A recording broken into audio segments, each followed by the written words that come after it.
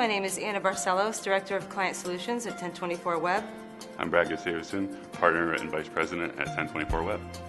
And we're going to be talking about in the second section where to pull your content from, creating a layout, what things you're going to want to include in your email marketing design, and how that will impact your strategy. So to follow up on what Anna was saying with regard to optimizing your email for the mobile client, when you're actually talking about people using email on their phone, it's no longer just I want to make a phone call, I want to send a text message device. You start talking about a lot more interactivity, right? You're doing a lot more. You're reading now. You might be reading an hour from now, and kind of how that all changes over time. And I think the biggest thing or the biggest number that you'll see there is that second number with the 40% jump in people who are actually using email every day on their phone. And so, the biggest thing is, when we typically think about email, we think of it as something that you're getting at your desktop. Someone's literally sitting in front of the computer, they're typing away at work. When in reality, it's they're out on their lunch break, or they're in their car, or like me this morning, I can see the little, Google notification going off when I'm sitting in traffic, on my way here. So how we're interacting with it is changing significantly. As you can see, 59% jump from mobile email users year over year. And given that, I know I've seen a lot of tablets around today, that number is going to jump up, right? Again, probably 50%, maybe more, year over year as that expands. And so when you're looking at email marketing and you're thinking about, how is my audience interacting with my messaging? You're talking about like the mobile-only subscriber. And the mobile-only subscriber is someone who's only reviewing your email on their device, whether it's a tablet, whether it's a new kind of modern phone or something a little bit older. That's the only place they're looking at it.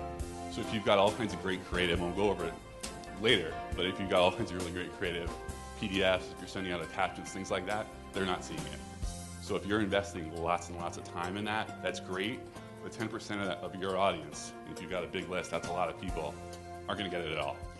Now, the number that makes up the biggest portion of that is the combination reader. The person who is checking their email on their phone, on their desktop, and maybe they're in the car on the way to work and they happen to see your email marketing campaign on Monday morning in the car on their phone. And next week they're in the office and they see it. So they're seeing both. But more importantly, they may see the same email that you send in both channels as well. So they're getting it on their phone and on their desktop or their laptop as well. And when you're kind of considering all of this and thinking about how that impacts, the main thing that you want to look at and kind of get an idea about what type of audience you have is what are people interested in, what are they doing.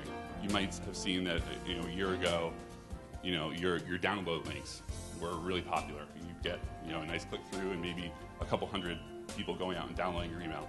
And all of a sudden that's dropped. Now, it could be that people just aren't interested in your white papers anymore, but it could also be that maybe on their phone they can't click on the button to download. They're not seeing it. From a subject line standpoint, you want to keep it short. You have less room. On your iPhone, you got a lot less room than you have in your big giant monitor at the office. And the actual name that you're using to send with. Sometimes words get cut off. So you want to, again, it's just something to kind of consider. So when we're actually talking about what that actually means, I mentioned keeping it short. It's kind of that what we call the children's book approach. That those really short sentences, they're kind of headlines, right? And what you'll actually see, in what I have up there as an example, that the iPhone, has a 320 pixel display, which is great. It looks great. You see YouTube videos, all that kind of stuff on there all the time. But the standard email design is 600 pixels. One column that shrinks really easily. Now, the majority of the email that you probably get and see is just like a website. It's got 3 columns. It doesn't shrink very well. And so what you'll actually see is on the iPhone, it'll actually scale that down. So all that little text at the bottom, really, really hard to see that. On some Android clients, you'll actually see that completely cut off. So elegance and sophistication becomes elegance and nothing. So there's a lot more constraints that you have to kind of think about, maybe play around with how the email's laid out, how it's organized. Thanks for listening to this 1024 presentation about email marketing. I'm Brad Gustavson from 1024. And I'm Anna Barcelos from 1024.